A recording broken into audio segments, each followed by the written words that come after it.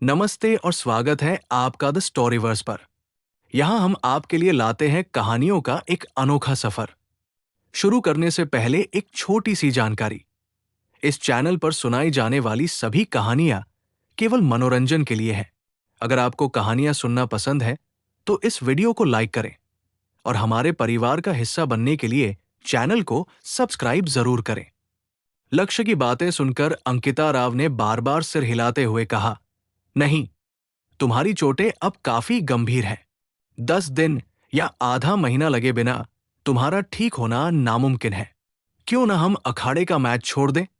जब वो बोल रही थी, अंकिता राव ने धीरे से लक्ष्य के बालों को सहलाया, उसके साथ एक बच्चे जैसा व्यवहार किया, जिससे लक्ष्य को कुछ हद तक हंसी और झुंझलाहट महसूस हुई। आनिंग, चूंकि मैंने भाग लेने का साहस किया है, इसलिए मुझमें अभी भी कुछ आत्मविश्वास है। अभी अभी मेरी मानसिक ऊर्जा डायमंड लेवल तक पहुंच गई है। क्या? डायमंड लेवल मानसिक ऊर्जा? अंकिता राव भी एक मेंटलिस्ट थी, लेकिन उनकी मानसिक ऊर्जा केवल डार्क गोल्ड स्तर की थी। मध्य स्तर, जो एक प्रतिभाशाली व्यक्ति के लिए पहले से ही बेहद दुर्लभ था। वो जानती थी कि मानसिक ऊर्जा का विकास कितना कठिन होता है, और उसने कभी उम्मीद नहीं की थी कि उसका लक्ष्य वास्तव में हीरा स्तर तक पहुंच जाएगा। यह स्तर केवल तारा लोक में ही प्राप्त किया जा सकता है। तारा लोक के कई विशेषज्ञ भी हीरा स्तर तक नहीं पहुंच पाए हैं। उदाहरण के लिए बूढ़ा जॉन, जिसने 100 वर्षों तक साधना की और फिर भी हीरा स्तर तक नहीं पहुंच सका। लक्ष्य की आंखों में एक चमक कौंधी और गहरे सुनहरे आभा मंडल के भीतर एक हल्की सी चमक उभरी, जिससे अंकिता राव काफी विचलित हो गई। हीरा स्तर मानसिक ऊर्जा बहुत शक्तिशाली होनी चाहिए, लेकिन लेकिन आपका शरीर, मेरे पास उपचार करने की दीप्ति शक्ति है, और जहां तक मुझे पता है, एनिंग, जल तत्व पर आपकी महारत उत्कृष्ट है और इससे उपचार के बेहतरीन प्रभाव भी मिलते हैं, है ना? भले ही मैं रात भर में पूरी तरह से ठीक ना हो पाऊं, लेकिन आधे से ज्यादा ठीक होना ही काफी होगा। अंकिता राव को अभी भी चिंतित देखकर लक्ष्य ने मुस्कुराते हुए कहा, वैसे भी अगर मैं आभासी वातावरण में हार भी जाऊं तो असलियत में मेरी चोटें और खराब नहीं होंगी। आपको चिंता करने की क्या बात है? लेकिन लेकिन अब कोई बहाना नहीं। चलो एनिंग, अब शुरू करते हैं। मुझे उम्मीद है कि मेरी किस्मत अच्छी होगी और शुरुआती कुछ राउंड में मेरा सामना मजबूत प्रतिद्वंद्वियों से नहीं होगा, जिससे मुझे आराम करने के लिए और समय मिल जाएगा। लक्ष्य ने अंकिता राव को अपनी बाहों में भर लिया और गोद में बिठा लिया। अंकिता राव का चेहरा लाल हो गया। उसने हल्के से लक्ष्य को 2 बार मुक्का मारा और फिर धीरे से अपने दोनों हाथ लक्ष्य की छाती पर रख दिए। जल तत्व के प्रवाह से लक्ष्य के घाव तेजी से ठीक होने लगे। घने जल तत्व के नीचे लक्ष्य का आवेशित कण भी लगातार मन प्रकाश से चमकता रहा, जिससे पुनर्प्राप्ति में सहायता मिली। अंकिता राव की जल तत्व की समझ और उससे जुड़ाव लक्ष्य की प्रकाश शक्ति से कहीं अधिक था। लक्ष्य ने बहुत सी चीजों का अध्ययन किया था और स्वाभाविक रूप से वो किसी एक तात्विक ऊर्जा को उतनी जल्दी नहीं समझ पाता था जितनी जल्दी अंकिता राव या मीना समझ लेती थी, जो एक ही तात्विक ऊर्जा पर ध्यान केंद्रित करती थी। प्रकाश और जल, इन 2 प्रकार की उपचार ऊर्जाओं द्वारा प्रदान की गई पुनर्प्राप्ति के तहत लक्ष्य धीरे धीरे बेहतर होने लगा। जैसे ही दूसरा दिन आया, वॉर गॉड एरिना के एलिमिनेशन राउंड जारी रहे, लेकिन लोगों को यह जानकर आश्चर्य हुआ कि लक्ष्य ने अपना नाम वापस नहीं लिया और उसने भाग लेना जारी रखने का विकल्प चुना। हालांकि कल पेरिस में लक्ष्य के कारनामे अभूतपूर्व थे और उन्होंने दुनिया के सामने अपनी ताकत साबित कर दी, यहां तक कि उन्हें स्टार दायरे के एक विशेषज्ञ के साथ मुश्किल से मुकाबला करने की अनुमति भी दी, लेकिन उनकी चोटों ने यह निर्धारित कर दिया कि वो अखाड़े में आगे कुछ भी हासिल नहीं कर सकते। लोगों का मानना था कि प्रतियोगिता में भाग लेने की उनकी जिद सिर्फ आस्था का मामला था और वे सम्मान के लिए लड़ रहे थे। असल में वे चैंपियनशिप की दौड़ से पहले ही बाहर हो चुके थे। यहां तक कि शीर्ष 16 में भी उनका पहुंच पाना संदिग्ध था। लगभग सभी युद्ध देवता जो युद्ध में भाग ले रहे थे लक्ष्य को कमजोर मानते थे। अगर उसकी ताकत बहुत ज्यादा हो तो क्या होगा? बूढ़े जॉन के वार से उसके अंदरूनी अंगों को पहले ही चोट पहुंच चुकी थी और उसे कई कोड़े भी पड़े थे, जिससे बाहरी चोटें गंभीर हो गई थी। उसे अंकिता राव द्वारा उड़न तश्तरी पर ले जाना पड़ा। मुकाबला जारी रखना तो केवल दुर्व्यवहार को न्योता देना होता। इसलिए ड्रॉ के दौरान लगभग हर कोई पहले दौर में लक्ष्य से भिड़ने की उम्मीद कर रहा था, क्योंकि इससे व्यावहारिक रूप से शीर्ष 16 में उनकी जगह पक्की हो जाती। जल्द ही ड्रॉ के परिणाम घोषित किए गए। लक्ष्य का पहला प्रतिद्वंद्वी एलिस थी, जो यूरोपीय संघ की एक युद्ध देवी थी। एलिस भी टॉप 32 में पहुंच गई थी। कल पेरिस में हुई लड़ाई के दौरान जब लक्ष्य ने अंकिता राव को बचाया तो किसी ने भी एलिस और हैंसन पर ध्यान नहीं दिया और अंत में लोगों को पता नहीं चला कि वे कहाँ गए।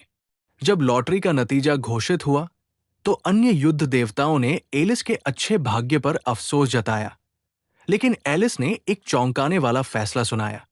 उसने मैच छोड़ दिया। इस साधारण से बयान की बदौलत ही लक्ष्य टॉप 16 में जगह बनाने में कामयाब रहा। इस खबर ने एक और बड़ा हंगामा खड़ा कर दिया और सबसे पहले इस पर बोलने वाला यूरोपीय संघ का एक युद्ध देवता था। मैं यूरोपीय संघ से आयर हूं और मुझे एक घोषणा करनी है। एलिस और हैंसन पेरिस छोड़कर चले गए हैं। कल बेस सिटी में उन्होंने यूरोपीय संघ के साथ विश्वासघात किया है और वे यूरोपीय संघ के गद्दार हैं। वे लक्ष्य और अंकिता राव के साथ मिलकर काम कर रहे हैं। विश्वसनीय सूत्रों के अनुसार वे दोनों कल पूर्व की ओर भी गए थे, संभवतः लक्ष्य और अन्य लोगों से मिलने के लिए। यूरोपीय संघ, अमेरिका और रूस के कुछ युद्ध देवताओं ने एलिस और हैंसन के विश्वासघात को शाप दिया, लेकिन हैंसन ने बाद में ऑनलाइन एक संदेश पोस्ट किया। ऐसा नहीं है कि हम यूरोपीय संघ के साथ विश्वासघात करना चाहते थे। बात यह है कि क्रिस की घटना के कारण यूरोपीय संघ अपना गुस्सा एलिस और मुझ पर निकालना चाहता था। आप सब हमें मरा हुआ देखना चाहते हैं और हम चुपचाप बैठकर इसका इंतजार नहीं करेंगे। मुझे विश्वास है कि लक्ष्य और अंकिता राव हमें भारतीय नागरिकता दिलाने में खुशी खुशी मदद करेंगे। दोनों पक्षों ने बयान जारी कर एक दूसरे पर आरोप प्रत्यारोप लगाए, लेकिन आमतौर पर लोगों का मानना था कि लक्ष्य को किस्मत का साथ मिला था। एलिस, जो अंकिता राव की दोस्त थी, ने जानबूझकर मैच हारा, जिससे लक्ष्य आसानी से शीर्ष 16 में पहुंच गया। जब शीर्ष 16 से शीर्ष 8 में मुकाबला हुआ तो लक्ष्य निश्चित रूप से बाहर हो जाता। यहां तक कि सट्टेबाजी करने वाले भी लक्ष्य के पक्ष में नहीं थे। शुरुआत में जब लक्ष्य शीर्ष 32 में पहुंचा तो उसके जीतने की संभावना 5 गुना थी, लेकिन आज शीर्ष 16 में पहुंचने के बाद उसकी संभावना घटकर 10 गुना हो गई है। शीर्ष 16 के लिए हुए आगे बढ़ने वाले मुकाबले जल्दी ही समाप्त हो गए और कई विशेषज्ञ आगे बढ़े। मीना ने एक बार फिर अफ्रीकी संघ से एक युद्ध देवता को बाहर कर दिया और शीर्ष 16 में जगह बनाई। टॉप 16 से टॉप 8 के मैच में लक्ष्य का ड्रॉ प्रतिद्वंदी मीना निकली। ड्रॉ के बाद मीना ने स्वेच्छा से मैच छोड़ दिया। इस पर सागर मीना पर बहुत गुस्सा हुआ, लेकिन वो जानता था कि मीना घायल लक्ष्य को किसी भी तरह से नुकसान नहीं पहुंचा पाएगी। लक्ष्य ने स्थिति पर व्यंग्यात्मक मुस्कान दी। यूएर की मंशा अच्छी थी, लेकिन उसने उसे नकारात्मक ध्यान आकर्षित करने का कारण बना दिया था। शीर्ष 8 में आसानी से जगह बनाने के बावजूद लक्ष्य को एक बार फिर वैश्विक स्तर पर आलोचनाओं का सामना करना पड़ा। अंकिता राव, जिसे उन्होंने कल देखा था, पहले से ही इतनी खूबसूरत और असाधारण थी कि अनगिनत पुरुष उससे ईर्ष्या करते थे, और आज मीना के कार्यों ने अप्रत्यक्ष रूप से उसके और लक्ष्य के बीच रोमांटिक रिश्ते की पुष्टि कर दी। इससे मीना के चाहने वाले अनगिनत पुरुषों की आंखें ईर्ष्या से लाल हो गई। उन्होंने अगले दौर में लक्ष्य की करारी हार की कामना की। चूंकि आगे के मुकाबलों में कोई महिला प्रतिभागी नहीं थी, तो अब अपनी खूबसूरती पर निर्भर रहने वाला लक्ष्य किस पर भरोसा कर सकता था? 2 दौर तक बिना किसी लड़ाई के आगे बढ़ने के बाद लक्ष्य को आराम करने का काफी समय मिल गया। अंकिता राव उसके पास रहकर उसकी चोटों का इलाज कर रही थी। 10 घंटे से अधिक के निरंतर उपचार और रेडियंस रिकवरी के संयोजन से उसकी चोटें आखिरकार आधी से अधिक ठीक हो गई, जिससे वो उन लड़ाइयों में भाग लेने में सक्षम हो गया जो बहुत तीव्र नहीं थी। शीर्ष 8 के ड्रॉ के परिणाम शीघ्र ही जारी कर दिए गए। रूस के होलोव का सामना अफ्रीका के पोग्बा से हुआ। अमेरिका के डोके का मुकाबला ब्राजील के मोरो से हुआ। यूरोपीय संघ के आयर का सामना भारत के यूनास से हुआ। हिमांशु का लक्ष्य भारत की ओर से शाहन के सामने था। लक्ष्य के साथ अंततः अपना मिलान होते देख शाहन मौके पर ही जोर से हंस पड़ा और तुरंत ऑनलाइन बेतुकी बातें करने लगा। लक्ष्य, ये आदमी जो औरतों के सहारे तरक्की करता आया है, मुझसे मिलना नहीं चाहता होगा। पर किस्मत के खेल में अक्सर ऐसे चमत्कार ही होते हैं। उसने एक बार घमंड से मेरे भाई उमर को मार डाला था और सच्चे ईश्वर ने मुझे बदला लेने का ये मौका दिया है। मैं लक्ष्य से एक बात कहना चाहता हूं। लक्ष्य, तुम औरतों की छुपकर छुपते रहो, मैं तुम पर नहीं हंसूंगा। चाहे मीना हो या अंकिता राव, छुपने का स्वाद तो बहुत मीठा होता है। कैसा रहेगा अगर मैं तुम्हारे लिए माचिस फेंक दूं और हम अदलाबदली कर लें? मुझे थोड़ी देर वहां छुपने में कोई आपत्ति नहीं होगी। हाँ हाँ। जैसे ही ये टिप्पणियां प्रकाशित हुई, लक्ष्य की चोटों का इलाज कर रही अंकिता राव के चेहरे के भाव तुरंत बदल गए। शाहन के मुंह से सचमुच घृणा निकलती है। लक्ष्य, तुम्हें इस पर बिल्कुल भी गुस्सा नहीं करना चाहिए। वो जानबूझकर तुम्हें उकसा रहा है। लक्ष्य ने गहरी सांस ली। बेशक मैं उसकी चाल जानता हूं, लेकिन वो मुझे सच में घृणा से भर देता है। वो तुम्हारा और यूएर का अपमान कर रहा है और मैं उसे इसकी कीमत जरूर चुकाने पर मजबूर करूंगा। मैं आप पर विश्वास करता हूं, लेकिन आपको लापरवाह नहीं होना चाहिए। शाहन डार्क गोल्ड में एक मेंटलिस्ट है। अंतिम चरण, जिसे महान भारतीय शमन के रूप में जाना जाता है। इस वर्ष वो 75 वर्ष का हो चुका है, जो उसे सभी भाग लेने वाले युद्ध देवताओं में सबसे वृद्ध और सबसे शक्तिशाली मानसिक ऊर्जा वाला बनाता है। उसके पास न केवल उच्च श्रेणी की क्षमता है, बल्कि वो मानसिक ऊर्जा रक्षात्मक तारा कलाकृति। लेकिन उसके आक्रमण के तरीके भी बेहद विचित्र हैं। ये तरीके कितने अजीब हैं! क्या आपने स्पिरिट बॉडीज के बारे में सुना है? लक्ष्य एक पल के लिए स्तब्ध रह गया। वो आत्मा शरीरों के बारे में थोड़ा बहुत जानता था, जो किसी व्यक्ति की आत्मा शक्ति की ऊर्जा अभिव्यक्ति होती है, या जिसे लोग भूत कहते हैं।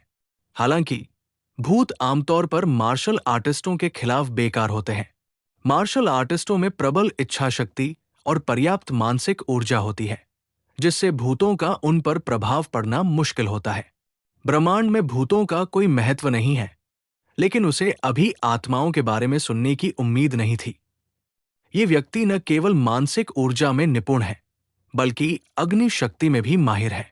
वो मानसिक ऊर्जा का उपयोग लोगों को मारने, उनकी खोपड़ी निकालने और उनकी आत्माओं को उनमें कैद करने के लिए करता है, जिससे आत्मा शरीर छोड़कर आध्यात्मिक शरीर न बना सके। ये आत्माएं उसके नियंत्रण में दूसरों की मस्तिष्क तंत्रिकाओं को प्रभावित कर सकती है, जो एक अनूठी आक्रमण विधि है। इन सभी मुकाबलों में शाहन ने एक कदम भी नहीं हिला है और वो लगातार आगे बढ़ता रहा है। इतना शक्तिशाली? लक्ष्य पूछा। हां, उसने तो यहां तक कह दिया कि अगर होलोव की मानसिक ऊर्जा ठोस न हुई होती, तो इस टूर्नामेंट का चैंपियन निश्चित रूप से वही होता। उसे चैंपियनशिप जीतने के लिए एक कदम भी चलने की जरूरत नहीं पड़ती, क्योंकि आत्मा शरीर ऊर्जा रूप होते हैं और होलोव के गुरुत्वाकर्षण क्षेत्र से दबते नहीं हैं। ये वाकई में संभालना मुश्किल लग रहा है, लेकिन चिंता मत करो अंकिता राव, मैं उसका ख्याल रखूंगा। अंकिता राव ने सिर हिलाया। मुझे तुम पर पूरा भरोसा है। तुम्हें वाकई में एक मुकाबले की जरूरत है, ये साबित करने के लिए कि तुम सिर्फ महिलाओं के सहारे टॉप 8 में नहीं पहुंचे हो। मैंने एलिस और यूएर दोनों को फोन करके बता दिया है कि तुम डायमंड मेंटलिस्ट बन गए हो। अगर वे लड़े भी तो भी वे तुम्हारी प्रतिद्वंदी नहीं होंगी। सच तो यह है कि तुम सबसे ताकतवर हो। हाँ, मेरी आनिंग मुझे सबसे अच्छे से जानती है। लक्ष्य हंस पड़ा। दफा हो जाओ। तुम्हारा कौन है? अंकिता राव थोड़ा शर्मा गई, अपनी लंबी पलकें झपकाई, लेकिन उनके हाथों का काम रुका नहीं। जल तत्व की एक लहर ने लक्ष्य के घाव में प्रवेश किया, जिससे घाव की पपड़ी लगभग उतर गई। अंकिता राव ने कोमल उंगलियों से लक्ष्य के घाव को धीरे से सहलाया और उस पर पट्टी की एक और परत लपेट दी। उन्होंने खुशी से कहा, यह लगभग ठीक हो गया है। लक्ष्य, जब तक तुम ज्यादा जोर नहीं लगाओगे, घाव फटेगा नहीं। अगर ये फट भी जाए तो भी कोई बात नहीं। आभासी दुनिया में लगी चोटें असलियत में नहीं पहुंचेंगी। लक्ष्य खड़ा हुआ और उसने वर्चुअल हेलमेट उठा लिया। टॉप 8 से टॉप 4 का मुकाबला शुरू होने ही वाला था। अंकिता राव भी खड़ी हो गई और लक्ष्य से बोली, मुझे थोड़ी देर के लिए घर जाना है। आइस सिटी लौटने के बाद से मैं घर नहीं गई हूं। लक्ष्य ने सिर हिलाया। उसे अंकिता राव के जाने पर थोड़ी अनिच्छा महसूस हो रही थी। अंकिता राव ने लक्ष्य से कहा, मैं थोड़ी देर में वापस आती हूं। मैं आपकी चैंपियनशिप जीत का जश्न मनाने के लिए आपके लिए एक स्वादिष्ट भोजन तैयार करने जा रही हूं। आत्मविश्वास से भरी अंकिता राव को देखकर लक्ष्य अचानक उसके कान के पास झुक गया और फुसफुसाया, मुझे लगता है कि शाहन एक बात में सही हो सकता है। क्या? अंकिता राव ने लक्ष्य की ओर देखा, जो उनके बहुत करीब था। उनके चेहरे पर अनायास ही हल्की सी शर्म आ गई, जिससे वो बेहद खूबसूरत लग रही थी। ये बहुत मीठा होगा। अंकिता राव एक पल के लिए स्तब्ध रह गई। फिर उनका चेहरा पूरी तरह लाल हो गया। वो लक्ष्य को जोर से मारना चाहती थी, लेकिन हिम्मत नहीं कर पाई। इसलिए उन्होंने गुस्से में पैर पटका और लक्ष्य के कमरे से बाहर भाग गई। अंकित राव को जाते देख लक्ष्य मुस्कुराया और हेलमेट पहन लिया। सफेद रोशनी की एक चमक दिखाई दी और अखाड़ा उसकी आंखों के सामने आ गया। वर्चुअल हेलमेट पहनने पर अखाड़ा एक बार फिर से प्रकट हो गया। आसपास मौजूद दर्शक दीर्घा में असंख्य लोग मौजूद थे। केवल 4 मैच शेष रहने के कारण प्रत्येक बड़ी स्क्रीन को 4 छोटी स्क्रीनों में विभाजित कर दिया गया था। विश्व की लगभग 70% आबादी इस प्रतियोगिता को देख रही थी। लोग लंबे समय से इस मुकाबले का इंतजार कर रहे थे। बिना लड़े ही लक्ष्य की लगातार जीतें वाकई अविश्वसनीय थी, जिससे ये धारणा और पुख्ता हो गई कि उसे गंभीर चोटें आई है। ये मुकाबला उसका आखिरी मुकाबला हो सकता था। यहां तक कि सट्टेबाजी करने वाले भी उसके आगे बढ़ने की संभावना को लेकर आश्वस्त नहीं थे। जब लक्ष्य प्रकट हुआ तो लोगों ने तुरंत उसके शरीर पर बंधी सफेद पट्टियों पर ध्यान दिया। इतनी गंभीर चोटों के बावजूद मैच में डटे रहने के उनके जज्बे ने कई लोगों को उनका प्रशंसक बना दिया। किसी ने भी उनके बारे में कोई नकारात्मक टिप्पणी नहीं की और हुआशिया के कई मार्शल आर्टिस्टों ने तो टारगेटल की सराहना करते हुए तालियां भी बजाईं। लक्ष्य ने राजधानी जिले में स्थित डिवाइन ग्रेस चर्च के सामने की ओर विशेष रूप से देखा, लेकिन उसे मीना नहीं दिखी। उसे नहीं पता था कि लड़की कहाँ चली गई है, जिससे उसे थोड़ी निराशा हुई। लक्ष्य, क्या तुम बाहर होने के लिए तैयार हो? जैसे ही शाहन मैदान में दाखिल हुआ, सामने से एक आवाज आई।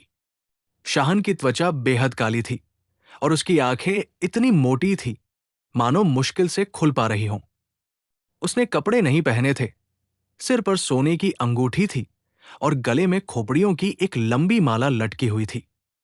वो न तो इंसान लग रहा था और न ही भूत। लक्ष्य को मुड़ते देख शाहन ने एक भयावह हंसी हंसी। लक्ष्य, मैंने कल रात तुम्हारा प्रदर्शन देखा। तुम्हारी मानसिक ऊर्जा ने मुझे आश्चर्यचकित कर दिया। ये शायद डार्क गोल्ड के मध्य स्तर पर है। थोड़ा और समय मिले तो तुम शायद मेरी बराबरी भी कर पाओगे, लेकिन एक उत्कृष्ट मानसिक कलाकार ही काफी है। मैं तुम्हें आतंक का असली मतलब दिखाऊंगा। लक्ष्य ने शाहन को ऊपर से नीचे तक देखा। अगर तुम्हारा मुंह न हिल रहा होता तो मैं तुम्हें सिर्फ एक और खोपड़ी समझता। सुंदर लड़के, मुझसे चालाकी करने की कोई जरूरत नहीं है। इतनी कम उम्र में युद्ध देवता बनने से क्या तुम्हारा दिमाग खराब हो गया है? अगर आज तुम मुझे एक कदम भी हिला पाए तो मैं इसे अपनी हार मानूंगा। लक्ष्य ने तिरस्कारपूर्ण मुस्कान दी। मैं यही कहना चाहता था। अगर आज आपसे निपटते समय मैं एक कदम भी आगे बढ़ा तो मैं इसे अपना नुकसान मानूंगा। हा हा हा। स्वर्ग की ऊंचाइयों से अनभिज्ञ। ऐसे में गंगा के किनारे से प्रतिशोधी आत्माओं के आतंक का सामना करो। गंगा भारत की सबसे बड़ी नदी और पवित्र नदी है। ईसा युग में हर साल अनगिनत लोग गंगा में अपनी जान गंवाते थे। शाहन की छाती पर रखी 18 खोपड़ियों में से एक थोड़ी सी हिली। पलक झपकते ही पूरे मैदान में एक भयावह हवा चलने लगी और सफेद परछाइयों का एक समूह चीखते हुए बाहर निकल आया, एक अत्यंत भयावह और विकृत चेहरे के साथ। सूखे घास जैसे लंबे बाल और खून से लथपथ सफेद कपड़े पहने ये आत्मा सचमुच चरम सीमा तक भयावता का प्रतीक थी। उफ, मैं फिर से शाहन की घिनौनी तकनीक देख रही हूं। इसे देखते ही मुझे उल्टी जैसा महसूस होता है। हां, कल मुझे अच्छी नींद नहीं आई। अगर मुझे लक्ष्य का आखिरी प्रदर्शन नहीं देखना होता तो मैं ये सब झेलने नहीं आता। शायद शाहन को सिर्फ होलोव ही हरा सकता है। मैं सच में उम्मीद करता हूं कि यह बंदा जल्द ही बाहर हो जाए। बेचारा लक्ष्य, अगर तुम घायल नहीं होते तो शायद थोड़ी देर और टिक पाते, लेकिन इस बार खेल खत्म हो गया है। दर्शकों में से कई लोगों ने तो अपनी आंखें भी ढक ली। हर बार जब शाहन जीतता था तो उसके प्रतिद्वंद्वी दयनीय स्थिति में पहुंच जाते थे। प्रतिशोधी आत्माओं द्वारा तब तक प्रताड़ित किए जाते थे जब तक कि वे अधमरे न हो जाएं। मजबूत इच्छा शक्ति वाले लोग निश्चित रूप से आत्महत्या कर लेते थे। कमजोर इच्छा शक्ति वाले लोग मानसिक रूप से टूट जाते थे और खुद को चोट पहुंचा लेते थे। प्रतिशोध से भरी आत्माओं का वो समूह दहाड़ते हुए तुरंत लक्ष्य को घेर लिया। शाहन तुरंत हंस पड़ा। लक्ष्य, ये गंगा के शव से बना है और क्रोध से भरा हुआ है। एक प्रतिशोधी आत्मा ही स्वर्ण मानसिक शक्ति वाले व्यक्ति का दिमाग चकनाचूर करने के लिए काफी है। गंभीर रूप से घायल होकर तुम कैसे प्रतिरोध कर सकते हो? मर जाओ। मेरे प्रियतम, मेरे लिए लक्ष्य की आंखें निकाल दो। उसे शाहन के आतंक की याद हमेशा के लिए रहने दो। शाहन ने पीछे से चिल्लाकर कहा। और भी कई लोगों ने अपनी आंखें बंद कर ली क्योंकि वे आने वाले खूनी मंजर को सहन नहीं कर पा रहे थे। फुफकार। काली छाया के भीतर से एक धुंधली सुनहरी रोशनी निकली। प्रतिशोधी आत्मा ने कुछ बार चीख मारी। उसका शरीर अजीब तरह से विकृत हुआ और फिर धीरे धीरे गायब हो गया। लक्ष्य ने ताना मारा। यही तो तथाकथित प्रतिशोध की भावना है। इसका आखिर क्या असर हो सकता है? असंभव। शाहन एक पल के लिए स्तब्ध रह गया। तुमने सचमुच मेरी प्रतिशोध की भावना को तोड़ दिया। लगता है मैंने तुम्हें कम आंका। कल तुम बुरी तरह घायल हो गए थे, लेकिन तुम्हारी मानसिक ऊर्जा को कोई नुकसान नहीं हुआ। मैं कुछ हद तक गलत था। इस बार तुम्हारा भाग्य इतना अच्छा नहीं होगा। उसकी छाती पर बनी 3 खोपड़ियां एक साथ हिल उठीं और पहले से 3 गुना अधिक शक्तिशाली एक भयावह हवा उमड़ पड़ी। एक साथ 3 प्रतिशोधी आत्माओं के प्रकट होने पर डार्क गोल्ड के मध्य चरण का कोई मानसिक विशेषज्ञ भी प्रतिरोध नहीं कर सकता। लक्ष्य, मर जाओ। वो भयावह हवा उसे फिर से घेर लेती है, लेकिन केवल 2 सेकंड के बाद वो एक बार फिर हवा में गायब हो जाती है। तुम तो असल में मध्य स्तर के डार्क गोल्ड मेंटलिस्ट नहीं हो, तुम अंतिम स्तर के हो। शाहन को विश्वास नहीं हो रहा था। उसने डार्क गोल्ड के अंतिम स्तर तक पहुंचने के लिए 70 वर्षों से अधिक साधना की थी। फिर भी लक्ष्य पहले से ही उसके बराबर स्तर पर था। लक्ष्य ने अपने होंठ सिकोड़े, न तो इसकी पुष्टि की और नहीं इससे इनकार किया। अंतिम चरण भी बेकार है। 5 खोपड़ियां अंतिम चरण के व्यक्ति की मानसिक ऊर्जा को नष्ट करने के लिए पर्याप्त है। गहरा सुनहरा। शाहन ने अपनी छाती से 5 और खोपड़ियां निकाली, लेकिन इस बार लक्ष्य ने उससे खेलने का धैर्य नहीं दिखाया। शाहन, तुम्हारा ये घटिया खेल यही समाप्त होता है। अपनी हथेली को झटकते ही लक्ष्य के हाथ से प्रकाश की एक तीव्र किरण निकली। तीव्र सफेद प्रकाश ने अखाड़े पर छाए अंधकार को दूर कर दिया, और जो आत्माएं अभी अभी प्रकट हुई थी, वे वसंत की धूप में सफेद बर्फ की तरह उस प्रकाश में विलीन हो गई। नहीं, तुमने सचमुच रेडियंस पावर में महारत हासिल कर ली है, शाहन चीखा। अब वो खोपड़ी छोड़ने की हिम्मत नहीं कर रहा था। इसके बजाय वो उछल पड़ा, उसके हाथों में 2 तलवारें आ गई और वो सीधे लक्ष्य की ओर झपटा। एक मार्शल आर्टिस्ट के रूप में अपनी असली ताकत का इस्तेमाल करके लड़ने के लिए तैयार। क्या तुमने ये नहीं कहा था कि अगर तुम एक कदम भी आगे बढ़े तो ये तुम्हारी हार मानी जाएगी? फिर तुम क्यों कूद रहे हो? लक्ष्य ने उसका मजाक उड़ाया। बकवास बंद करो। तुम्हें मारना ही मेरा मकसद है। क्या एक मार्शल आर्टिस्ट ऐसे मजाक से बंधा रह सकता है? तुम चोटों से लथपथ हो। मैं अब तुम्हारे साथ खेल नहीं रहा।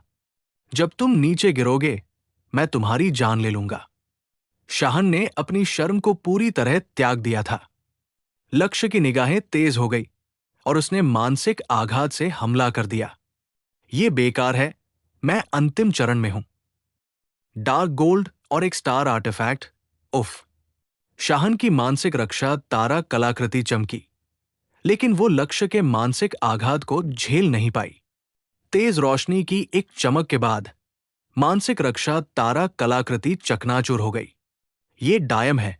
लक्ष्य के मानसिक आघात ने एक अजेय सुई की तरह शाहन के दिमाग में बेरहमी से वार किया और उसकी पुतलियां तुरंत फैल गई। यह स्पष्ट नहीं था कि लक्ष्य ने जानबूझकर ऐसा किया था या नहीं, लेकिन हालांकि मानसिक आघात ने उसके चेतना सागर को प्रभावित किया। शक्ति अचानक वापस ले ली गई। शाहन की मौके पर ही मृत्यु नहीं हुई। धड़ाम, उसका शरीर लक्ष्य के सामने जोर से गिर पड़ा। लक्ष्य ने अचानक अपना पैर उठाया और शाहन के चेहरे पर लात मारी, जिससे वो घूमकर सीधे अखाड़े के कोने में जा गिरा। उसे लात मारकर दूर फेंकने के तुरंत बाद लक्ष्य ने गुरुत्वाकर्षण का उपयोग करके शाहन को वापस खींच लिया और फिर उसे एक बार फिर लात मारकर दूर फेंक दिया। वूश, वो वापस आ गया। बैंग, एक और लात दूर। इससे पहले किसी भी युद्ध देवता को इतना बड़ा अपमान कभी नहीं सहना पड़ा था। उसे अखाड़े में गेंद की तरह इधर उधर पटका जा रहा था। चाहकर भी वो बच नहीं पा रहा था। शाहन पूरी तरह से स्तब्ध था। मंच के नीचे खड़े लोग भी अचंभित रह गए। ये स्क्रिप्ट पूरी तरह से गलत थी। क्या लक्ष्य घायल होकर लड़ने में असमर्थ नहीं था? क्या शाहन एक युद्ध देवता नहीं था जो होलोव के अलावा किसी से न डरने का दावा करता था? उसे इतनी दयनीय हालत में कैसे पीटा जा रहा था? दरार, लक्ष्य के ताजा हमले में शाहन का आखिरी दांत भी आखिरकार टूट गया। उसने अपनी बची हुई सारी ताकत लगाकर ऊपर देखा। तुम्हारा पैर भी हिल गया था। लक्ष्य ने अपना टखना खींचा। बकवास बंद करो। तुम्हें मारना ही असली मुद्दा है। क्या एक मार्शल आर्टिस्ट ऐसे मजाक से बंधा रह सकता है? लक्ष्य को अपने ही शब्दों का इस्तेमाल अपने खिलाफ करते हुए सुनकर शाहन का खून गुस्से से खौल उठा। उसकी आंखें गुस्से से लाल हो गई। वो मानो मौत के कगार पर था। ये बात याद रखना। ये मत सोचना कि वॉर गॉड एरिना को खोना ही सब कुछ का अंत है। हमारे बीच का हिसाब अभी बाकी है। हम फिर मिलेंगे। लक्ष्य ने एक और लात मारी। ये लात इतनी तेज थी कि सीधे शाहन की गर्दन टूट गई और उसका सिर फुटबॉल की तरह मैदान के कोने की ओर उड़ गया। टकराना, ये खंभे से टकराया। खून और दिमाग के टुकड़े चारों ओर फैल गए। फिर सब कुछ प्रकाश के बिंदुओं में बदल गया और गायब हो गया।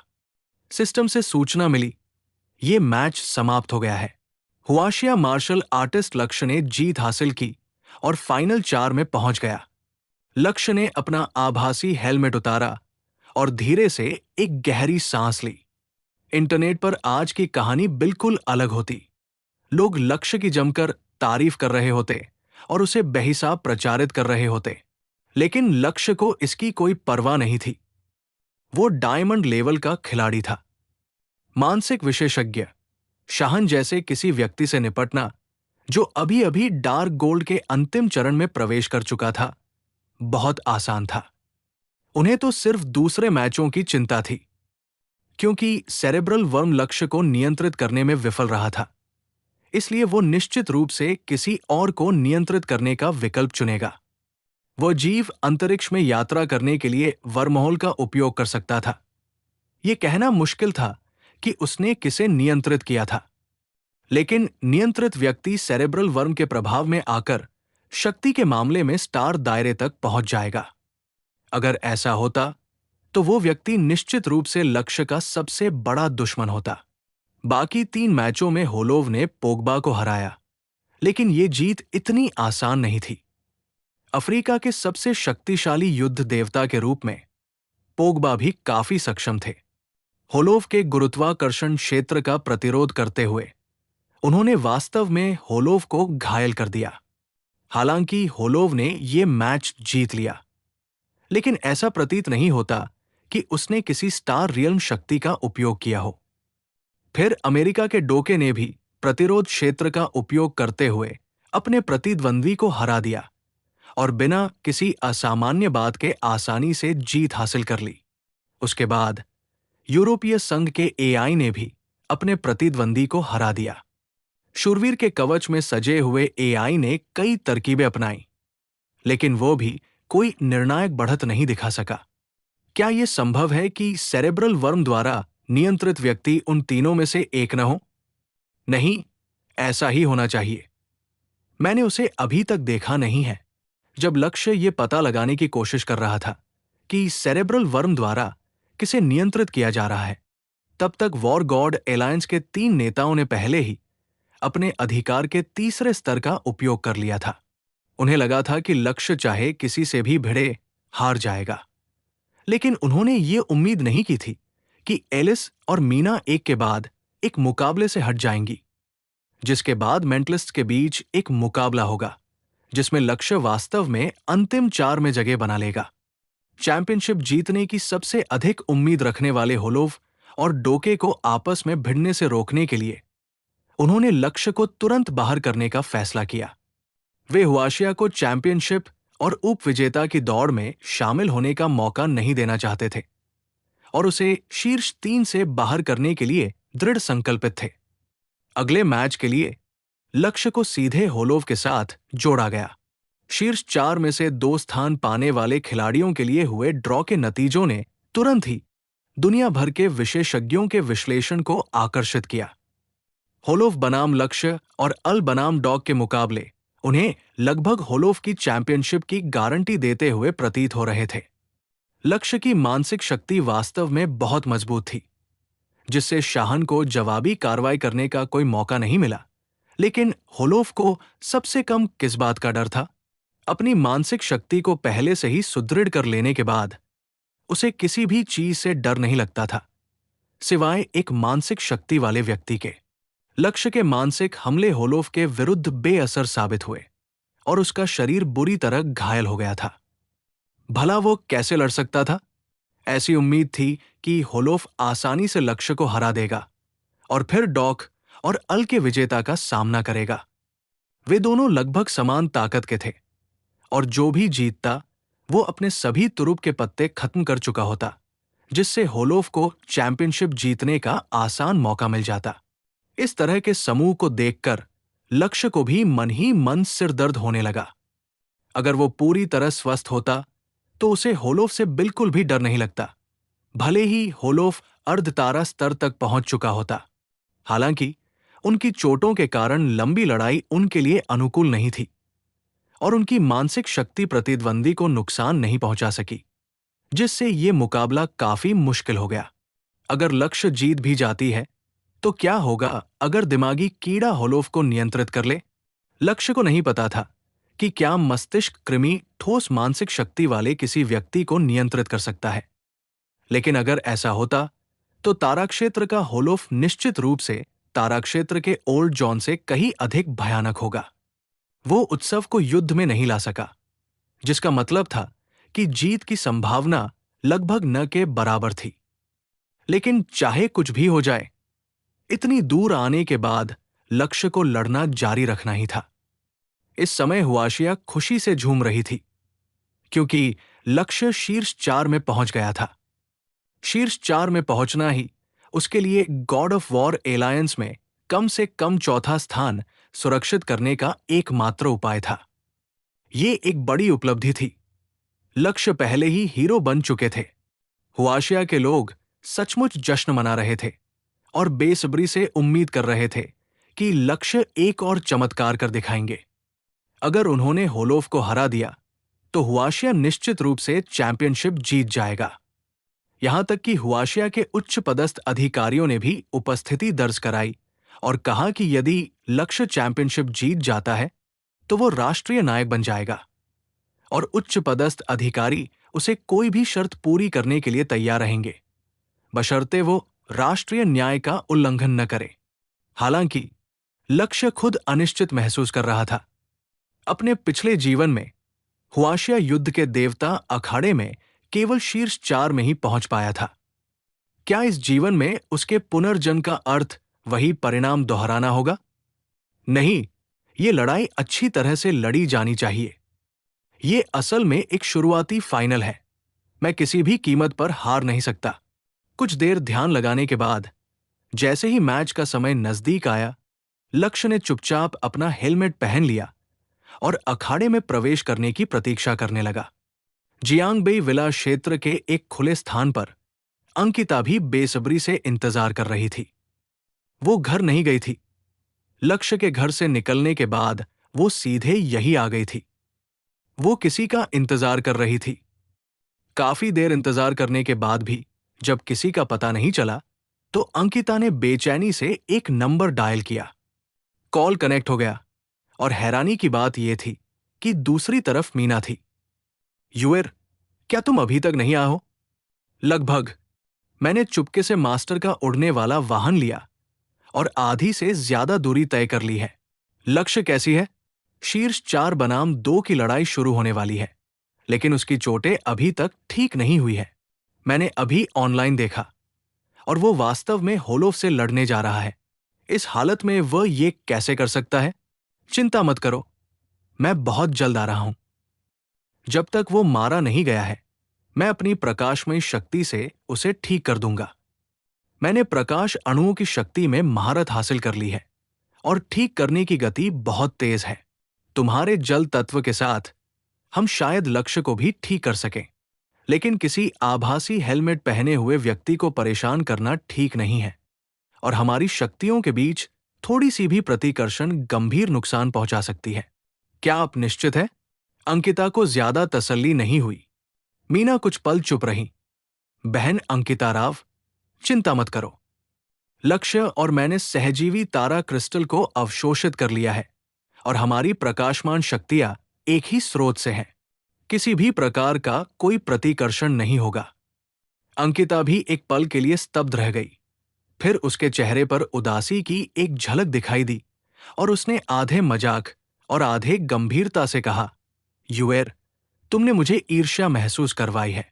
अप्रत्याशित रूप से मीना ने यह भी कहा, बहन अंकिता राव, सच कहूं तो मुझे आपसे थोड़ी जलन भी होती है, क्योंकि आप लक्ष्य का पहला प्यार है। मीना की सीधी सादी बातें सुनकर अंकिता राव मुस्कुराए बिना नहीं रह सकी और उसके मन में जो थोड़ी उदासी थी वो गायब हो गई। जल्दी आओ, उसे सरप्राइज देने की कोशिश करो। मीना ने गंभीरता से सिर हिलाया और उड़ने वाले वाहन को फिर से गति देने के लिए धक्का दिया, लेकिन उसे एहसास हुआ कि ये पहले से ही अपनी अधिकतम गति पर पहुंच चुका है। अखाड़ा फिर से दिखाई दिया। इस बार लक्ष्य ने आसपास के दर्शक दीर्घाओं की ओर नहीं देखा। उसका सारा ध्यान अपने सामने बैठे होलोफ पर केंद्रित था। होलोफ अब भी पहले की तरह ही जंगली और क्रूर था। 2 मीटर से अधिक लंबा, लगभग 200 किलोग्राम वजनी, उसके पूरे शरीर पर अविश्वसनीय रूप से उभरी हुई मांसपेशियां थी, जैसे कोई विशाल ध्रुवीय भालू हो। वहां खड़े रहने मात्र से ही उनकी उपस्थिति अजेय प्रतीत होती थी। लक्ष्य को अखाड़े में आते देख होलोव के बड़े मुंह पर मुस्कान फैल गई। लक्ष्य, क्या तुम जानती हो कि मैं इस लड़ाई का कितने लंबे समय से इंतजार कर रहा था? मुझे नहीं पता, लेकिन मुझे इतना जरूर पता है कि मैं भी लंबे समय से इंतजार कर रहा हूं। हाँ, लक्ष्य, जिस दिन तुमने मेरे भाई इवान को मारा था, उसी दिन से हम कट्टर दुश्मन हैं, और तुमने क्वालिफायर में मेरे 3 दोस्तों को बाहर कर दिया, जिससे मेरे वतन पर शर्म आई। मुझे ये सब याद है। गॉड ऑफ वॉर एरिना तो तुम्हारे बुरे सपने की बस शुरुआत है। होलोव बोलते हुए लक्ष्य की ओर बड़े बड़े कदम बढ़ाने लगा। जब मुझे अपने भाई की मौत की खबर मिली, तो मैंने उसका बदला लेने की कसम खाई। दुर्भाग्य से उस समय यात्रा संभव नहीं थी, जिससे तुम्हारे जैसे चूहे को कुछ और साल जीने का मौका मिल गया। लेकिन अब सब ठीक है। जैसे ही तुम उठने वाले हो, मैं तुम्हें बेरमी से कुचल दूंगा। और फिर होलोव लक्ष्य के पास पहुंचकर बोला, और फिर सच में मैं तुम्हारा घर ढूंढ लूंगा, और तुम्हें और तुम्हारे परिवार को टुकड़े टुकड़े कर दूंगा, और तुम्हारी दोनों प्रेमिकाओं को भी मैं बेरमी से मार डालूंगा।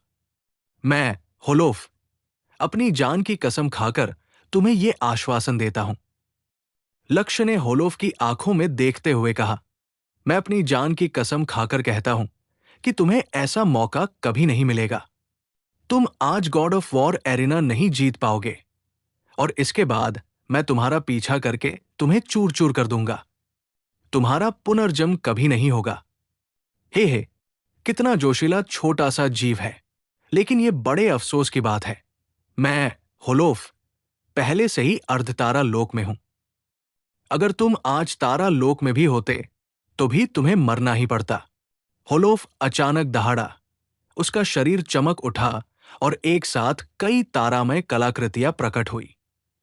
एक उच्च श्रेणी का तारा कलाकृति युद्ध हथौड़ा, उच्च श्रेणी का तारा कलाकृति कवच और हेलमेट, और एक उच्च श्रेणी का तारा कलाकृति ढाल। इस गॉड ऑफ वॉर एरिना में जीत हासिल करने के लिए मेरे वतन ने मुझे पूरा समर्थन दिया है। मूर्ख लक्ष्य, क्या तुम्हें लगता है कि तुम्हारे पास अभी भी कोई मौका है? भाड़ में जाओ। उसके हाथ में मौजूद विशाल युद्ध हथौड़ा थोर के हथौड़े जैसा था। एक ही झटके में आभासी वातावरण में सचमुच दरारें दिखाई देने लगी। एक तारामंडलीय शक्ति हमला। होलोव, जो अर्धतारा क्षेत्र का स्वाभाविक रूप से दिव्य शक्ति वाला राजा था, ने एक ही झटके में तारा क्षेत्र की शक्ति प्राप्त कर ली। लक्ष्य का चकनाचूर जेड भाला प्रकट हुआ। सुनहरी ऊर्जा से परिपूर्ण होने के बाद ये एक उच्च श्रेणी के तारा कलाकृति के स्तर तक पहुंच गया। उसने होलोव के हमले का डटकर सामना किया और अविचल मुद्रा में खड़ा रहा। वो पहले वार से बच नहीं सकता था। इससे होलोव का अहंकार और बढ़ जाता। उसे अपने प्रतिद्वंदी को यह बताना ही था कि उसे आसानी से हराया नहीं जा सकता, और असली लड़ाई जल्द से जल्द शुरू करनी थी। बूम! इस एक ही प्रहार से आभासी अखाड़े का वातावरण हिलने लगा। हर गली-गली में लोगों को जो दृश्य दिखाई दिया, वो कांप रहा था। इस समय दुनिया की 70% आबादी ने अपने कान ढक लिए। आभासी वातावरण के भीतर से आने वाली ध्वनि इतनी तेज थी कि उसका प्रभाव बहुत अधिक था। लक्ष्य का चकनाचूर जेड भाला भी एक पल के लिए झुक गया। हालांकि दोनों ही उच्च श्रेणी की स्टार कलाकृतियां थी, लेकिन युद्ध हथौड़े की आक्रमण शक्ति कहीं अधिक शक्तिशाली थी। लक्ष्य पीछे नहीं हटा, लेकिन इस जबरदस्त प्रभाव बल से उसका शरीर सीधे अखाड़े के किनारे पर जा गिरा। आभासी अखाड़े के नीचे मौजूद आभासी नीले पत्थर की पटियाएं कृत्रिम रूप से बनाई गई थी और बेहद मजबूत थी।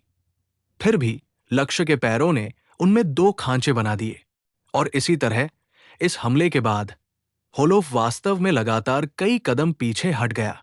वर्चुअल कैमरे के क्लोजअप से लोग साफ तौर पर देख सकते थे कि होलोव के बाग के मुंह में एक हल्की सी दरार भी आ गई थी। उस एक ही वार से उसकी हथेली में चोट लग गई थी। वाह! उस समय पूरी दुनिया में हलचल मची हुई थी। खासकर हुआशिया के नेटिजन्स तो मानो पागल ही हो गए थे। लक्ष्य ने सचमुच होलोव के हमले को झेल लिया था।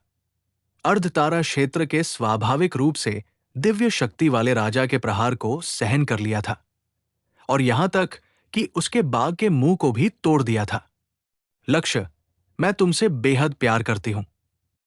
तुम बहुत ही आकर्षक हो। लक्ष्य कमाल की है। आप हुआशिया का गौरव है। अब से मैं कभी आपकी बुराई नहीं करूंगा। वाह, मैं इतनी भावुक हो गई हूं कि मेरी आंखों में आंसू आ रहे हैं। शायद सच में कोई चमत्कार हो जाए। लक्ष्य, मुझे एक संतान प्रदान करो। उसमें यकीनन दुनिया के सबसे अच्छे जीन होंगे। मैं वादा करती हूं कि मैं तुम्हें परेशान नहीं करूंगी। तुम्हें बस संत और अंकिता राव को देने के बाद जो कुछ बचेगा उसमें से थोड़ा सा मुझे दे देना। दूसरे देशों के युद्ध देवता क्षण भर के लिए अवाक रह गए। लक्ष्य ने ये कैसे कर दिखाया? होलोफ आमतौर पर किसी को भी एक ही वार में समाप्त कर देता था, तो लक्ष्य उसके हमले का सामना कैसे कर सकता था? क्या इस लड़ाई में वाकई कोई अप्रत्याशित मोड़ आ सकता है? आभासी वातावरण में लक्ष्य ने अपना भाला नीचे किया और धीरे धीरे आगे बढ़ने लगा और होलोफ ने भी अपना युद्ध हथौड़ा दबाया और फिर से लक्ष्य की ओर चलने लगा। दोनों एक दूसरे के करीब आ गए। माहौल बेहद तनावपूर्ण था। लोग इतने घबराए हुए थे कि वे मुश्किल से सांस ले पा रहे थे।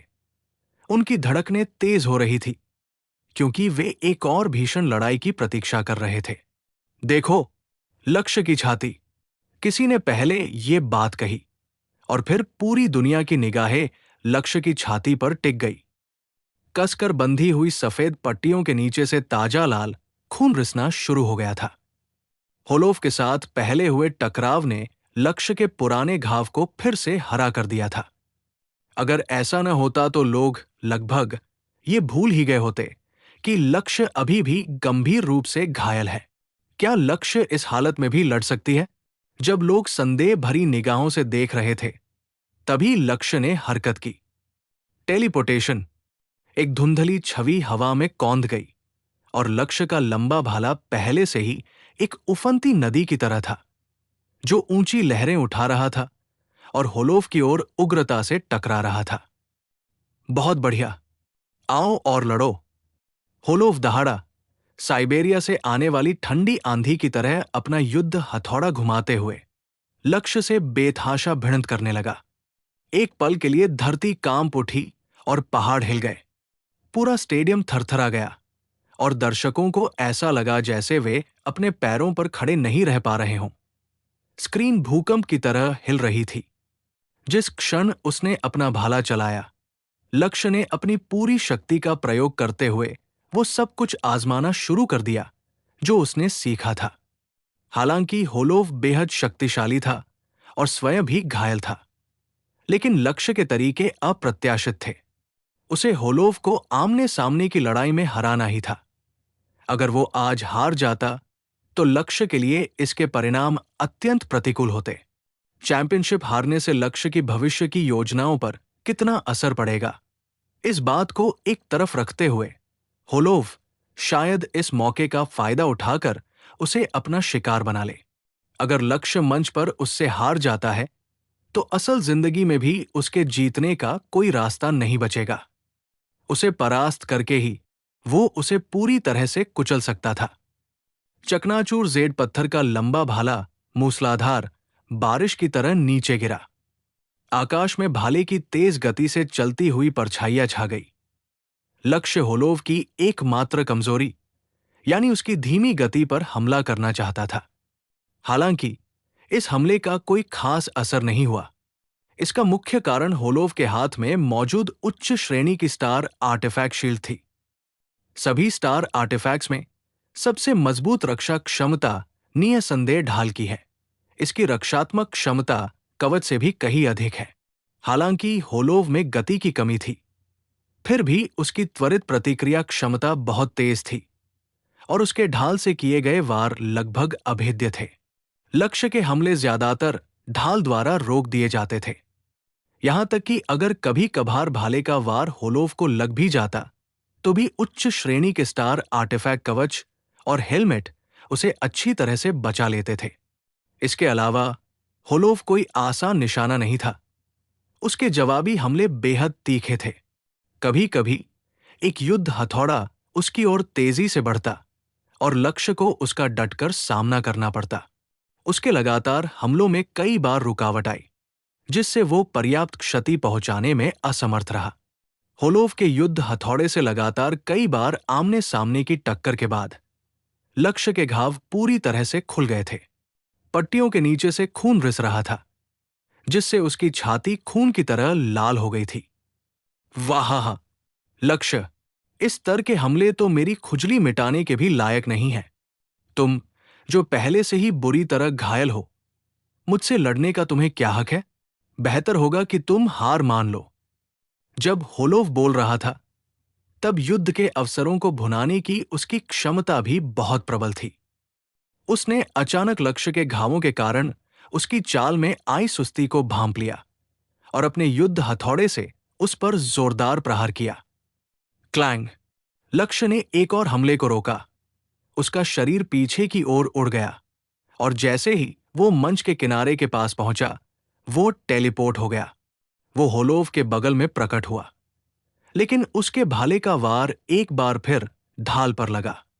युद्ध हथौड़े की गड़गड़ाहट एक बार फिर गूंजी।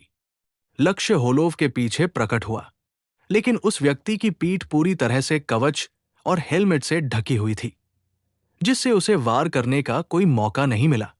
लक्ष्य केवल अपनी भाले को एक शक्तिशाली चाबुक की तरह क्षैतिज रूप से घुमा सकता था।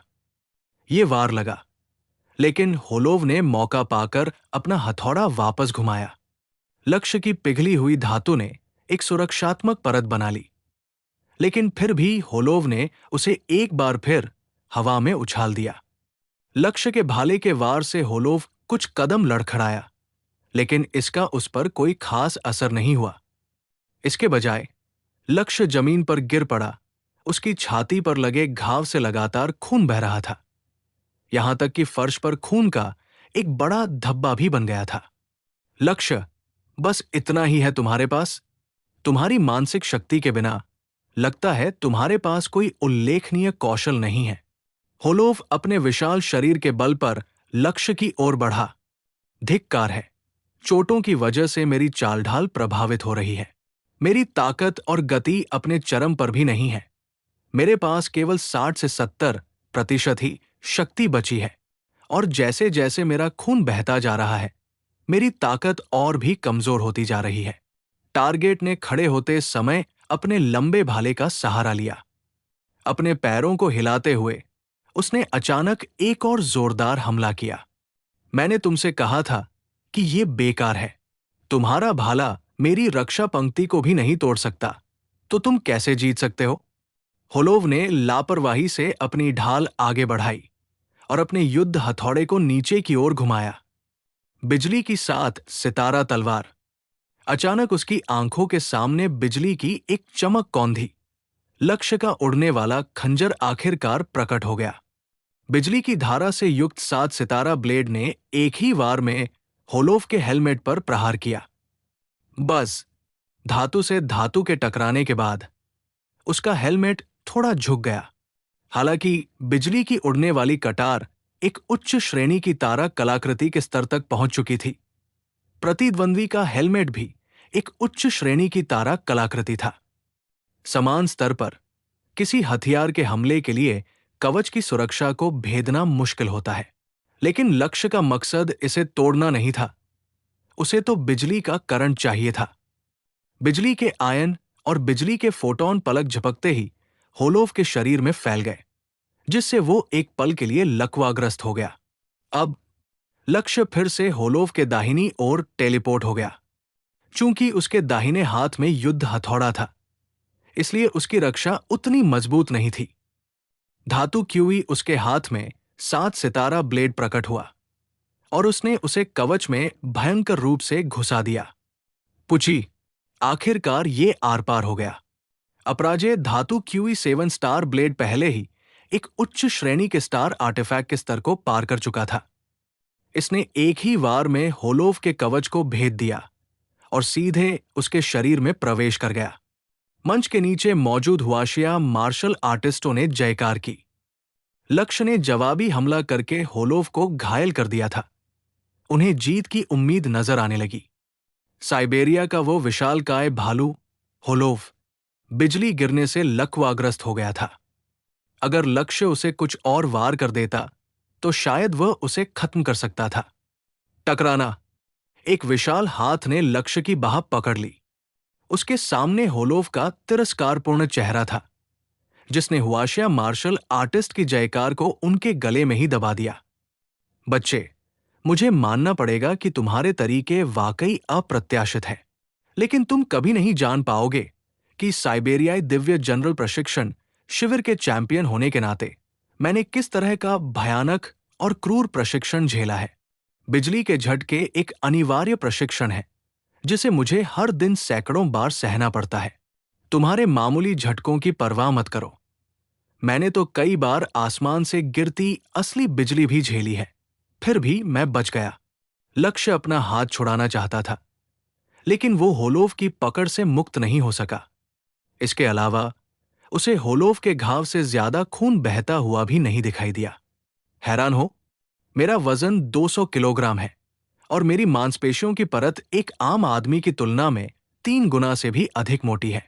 तुम्हारा ये छोटा सा चाकू मेरी मांसपेशियों की परत को भेद भी नहीं पाया, तो ये क्या कर सकता है?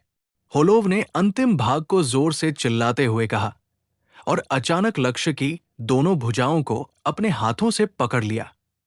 दिव्य शक्ति के राजा की अपार शक्ति के आगे टुकड़े टुकड़े हो जाओ। मैंने तो एस रैंक को भी चीर डाला है, उत्परिवर्तित राक्षस। और अब तुम्हारी बारी है। सबसे पहले अपनी दोनों भुजाएं। दोनों तरफ से भारी संख्या में सेना आई। होलोव वास्तव में लक्ष्य को जिंदा ही टुकड़े टुकड़े करना चाहता था। लक्ष्य ने अपने दांत भींच लिए। अब उसे अपने घावों से बहते खून की परवाह नहीं थी। होलोव के वार का विरोध करने के लिए उसने दोनों हाथों से पूरी ताकत लगाई, जिससे उसके माथे की नसें उभर आई। साथ ही उसकी मानसिक ऊर्जा में भी उछाल आया और बिजली की 7 सितारा तलवार और धातु की ऊर्जा ने उसे सक्रिय कर दिया। 7 सितारा ब्लेड दोनों ने होलोव की आंखों की ओर वार किया। आंखों के सॉकेट निश्चित रूप से एक महत्वपूर्ण अंग है। एक बार छेद हो जाने पर मस्तिष्क को नुकसान पहुंच सकता है। क्या तुम अब भी इन 2 उड़ने वाले खंजरों को मेरे पास आने देना चाहते हो? क्या तुम मेरी असली क्षमता भूल गए हो? गुरुत्वाकर्षण क्षेत्र। इसी क्षण होलोव ने आखिरकार अपना तुरुप का पत्ता निकाला। गुरुत्वाकर्षण क्षेत्र ध्वस्त हो गया। पहले से ही गंभीर रूप से घायल लक्ष्य को अचानक ऐसा लगा जैसे उस पर पहाड़ रख दिया गया हो। दबाव से उसकी हड्डियां चरमरा उठीं और वो हमला करने के लिए अपना पैर भी नहीं उठा पा रहा था। इसी क्षण दोनों फ्लाइंग डैगर भी धीमे पड़ गए। अंतरिक्ष मानो जम गया था। उड़ता हुआ खंजर मिलीमीटर दर मिलीमीटर आगे बढ़ रहा था और होलोव की ताकत ने अंततः लक्ष्य की कमजोर शक्ति पर विजय प्राप्त कर ली। लक्ष्य के हाथ धीरे धीरे अलग हो रहे थे। या तो लक्ष्य की मानसिक ऊर्जा उड़ते हुए खंजर को नियंत्रित करके होलोव के गुरुत्वाकर्षण क्षेत्र की बाधा को तोड़कर उसकी आंखों में पहले वार करेगी, या फिर होलोव का गुरुत्वाकर्षण क्षेत्र लक्ष्य के उड़ते हुए खंजर को दबा देगा और वो अपनी ताकत से लक्ष्य को चीरफाड़ देगा। जो भी पहले ये काम पूरा करेगा वही जीतेगा। इस तरह की भीषण लड़ाई ने पूरी दुनिया के लोगों को चिंतित कर दिया था।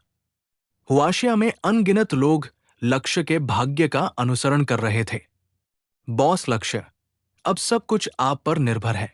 मैजिक सिटी में जियांग हुआई, राजाट और अन्य लोग स्क्रीन को तनाव भरी निगाहों से देख रहे थे। लक्ष्य, तुम्हें जीतना ही होगा। उत्तर पश्चिम में अश्विन, ली चांगिंग और सैन्य मार्शल आर्टिस्टों के एक समूह ने जीवन और मृत्यु के इस क्षण को देखने के लिए अपना सारा प्रशिक्षण रोक दिया। दक्षिण की ओर मीरा की बड़ी बड़ी आंखों में आंसू भर आए और उसने अपने नाखूनों से अपनी हथेलियों को गड़ा दिया। बड़े भाई लक्ष्मण, आपको जीतना ही होगा। आप किसी भी कीमत पर हार नहीं सकते। बेटा, हिम्मत रखो, हिम्मत रखो। लक्ष्य के घर पर लक्ष्मण और लीला टेलीविजन स्क्रीन पर तनाव से चिल्ला रहे थे। विला क्षेत्र के सामने अंकिता राव, जो अभी भी मीना के आने का बेसब्री से इंतजार कर रही थी, पहले ही फूट फूट कर रोने लगी थी। लक्ष्य, असफल मत होना। मैं नहीं चाहता कि तुम असफल हो। मेरा आदमी एक महान नायक है जो आकाश और पृथ्वी के बीच खड़ा है। तुम निश्चित रूप से जीतोगे। सागर के विमान में सवार मीना बर्फीले शहर के किनारे के करीब पहुंच चुकी थी। रोने से उसकी खूबसूरत आड़ू के फूल जैसी आंखें लाल हो गई थी। यूएर आ रही है। लक्ष्य, क्या तुम थोड़ी देर और रुक सकते हो? यूएर को बहुत डर है कि तुम हार जाओगे। मैं सचमुच डरी हुई हूं। मैं ऐसा नहीं चाहती। अमरावती बेस सिटी में भी उच्च स्तरीय राष्ट्रीय नेताओं के हाथ पसीने से भीग रहे थे। जीवन और मृत्यु के धीरे धीरे करीब आने का ये एहसास बेहद दमनकारी था। कई जगहों पर तो कुछ स्टार रियल मास्टर्स ने अपनी साधना रोक दी और इस विश्वहिला देने वाले युद्ध को देखने के लिए अपने फोन निकाल लिए। लक्ष्य वाकई एक दिलचस्प किरदार है। आप कब तक उसका सामना कर पाएंगी? अभिषेक चुपचाप स्क्रीन को देखती रही। डिवाइन ग्रेस के चर्च के अंदर सागर ने स्क्रीन की ओर देखते हुए कहा, यूएर, ये मत सोचो कि मुझे पता नहीं है कि तुमने मेरा विमान चुराया और भाग गई। इस बार मैं तुम्हें नहीं रोकूंगा, लेकिन मैं देखना चाहता हूं कि तुम क्या हासिल कर सकती हो। अगर वो मुझे संतुष्ट नहीं कर पाई, तो तुम दोनों का साथ होना ना किस्मत में है। सोफिया स्क्वायर के सामने प्रचंड वायु अखाड़ा के कुछ लोग, एज्योर स्काई के कुछ लोग और यहां तक कि अन्य मार्शल आर्ट हॉल के लोग भी स्क्रीन पर तनाव से देख रहे थे। सभी के माथे पसीने से तर थे। किसी को नहीं पता था कि इसकी शुरुआत किसने की, लेकिन अचानक किसी ने दहाड़ लगाई, लक्ष्य को आगे बढ़ाओ। फिर 10 लोगों ने जवाब दिया, फिर 100 लोगों ने उनका अनुसरण किया और अंततः हर कोई इसमें शामिल हो गया। चाहे वे मार्शल आर्टिस्ट हो, सरकारी अधिकारी हो, सैनिक हो या आम नागरिक हो, इस समय वे सभी हुआशिया लोग थे। लक्ष्य पर जाओ, लक्ष्य पर जाओ। ये सब वर्चुअल अखाड़े की दर्शक सीटों पर लगी बड़ी स्क्रीनों के माध्यम से प्रदर्शित हो रहा था। आई सिटी के लोग उत्साहवर्धन के नारे लगा रहे थे, जिससे अन्य बेस्ट शहरों के लोग भी इसमें शामिल होने के लिए प्रेरित हुए। मंच पर मौजूद लक्ष्य और होलोव के कानों तक तालियों की गड़गड़ाहट की जोरदार आवाज पहुंची। बच्चे, तुम्हारे देश के लोग तुम्हारा भरपूर समर्थन करते हैं, लेकिन दुर्भाग्यवश इस तरह की शक्ति अंततः तुम्हारी युद्ध क्षमता में परिवर्तित नहीं हो सकती। आज तुम्हारा खेल खत्म। देखो, मैं एक अर्धतारा क्षेत्र किस सीमा तक पहुंच सकता हूं? 20 गुना गुरुत्वाकर्षण। लक्ष्य पहले से ही जिस दबाव को झेलने के लिए संघर्ष कर रहा था, वो एक बार फिर से बढ़ गया। होलोव की दोनों भुजाओं में उसकी ताकत एक प्रचंड ज्वार की तरह उमड़ रही थी। उसी क्षण 7 सितारा तलवारें भी होलोव की आंखों के सामने पहुंच गई। आज की ये कहानी सुनने के लिए आपका बहुत बहुत धन्यवाद। मुझे उम्मीद है कि आपको ये पसंद आई होगी। अगर ये कहानी आपके दिल को छू गई, तो इसे अपने दोस्तों के साथ शेयर करना न भूलें। कमेंट में बताएं कि आपको सबसे अच्छा हिस्सा कौन सा लगा। ऐसी ही और दिलचस्प कहानियों के साथ मिलते हैं अगली वीडियो में। तब तक के लिए सुनते रहिए द स्टोरीवर्स।